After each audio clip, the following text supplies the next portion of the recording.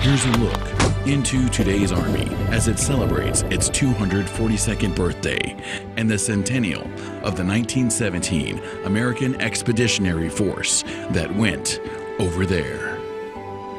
A celebration of the World War I soldier.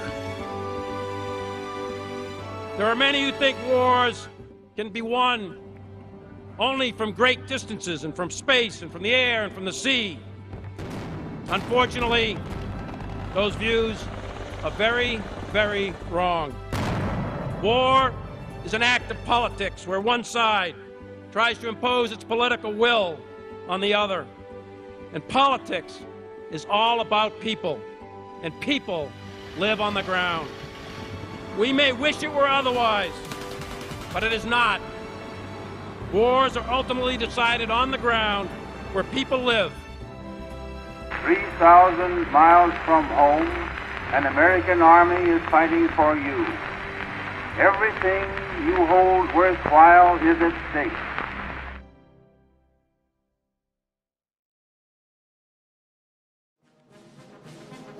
Make no mistake about it.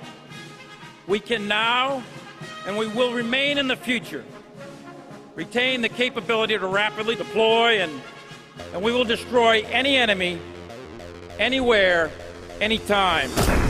Readiness remains our #1 priority.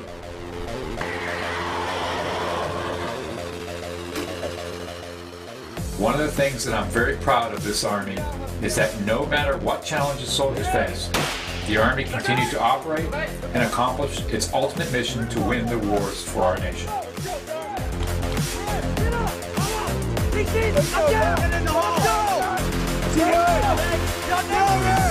The World War I conscription plan calls for 2 million men. The American Expeditionary Force had to be built from scratch. On June 5th, 1917, 10 million men got in line as every American man between the ages of 21 and 30 registered for the first U.S. draft since the Civil War. By December 15th, 1917, more than 500,000 men were in training camps.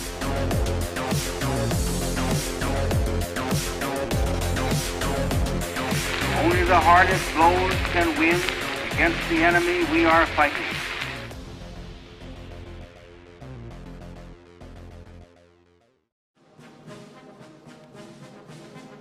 We must not lose sight of modernization. Making investments in key modernization programs today will ensure soldiers receive the equipment they need to meet the challenges of tomorrow's complex threat environment.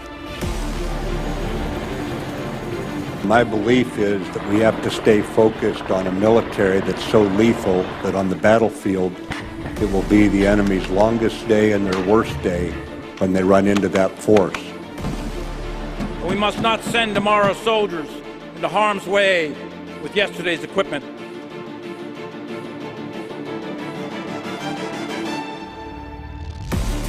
World War I soldiers rode in on horses and they left on airplanes.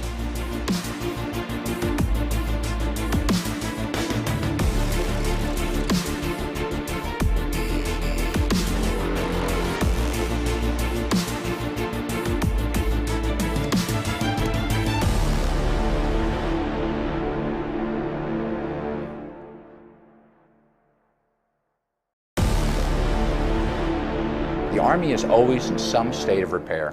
And it depends in the point of history where we are, but we always are. And that's unique to our nature, is that we're always looking to get better. What I remind our soldiers is, and I'll put this up against any organization in this country and in the world, is that we take better care of our soldiers and families than any other organization in the world, bar none, hands down. As an American soldier, you are the best trained, best equipped, best manned, and best led Army in the world. You have earned the trust and respect of not only America, but also the world, because you are disciplined, fit, and prepared to meet any challenge, anywhere, at any time, and to win. General Pershing said of his soldiers, "No commander was ever privileged to lead a finer force.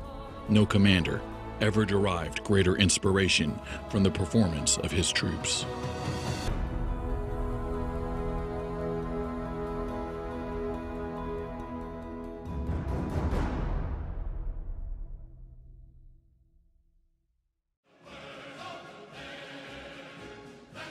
You've shed your blood across the continents and the oceans. You've engaged the enemy on distant battlefields, toiled in the burning heat and bitter cold, and sacrificed everything so that we can remain safe and strong and free.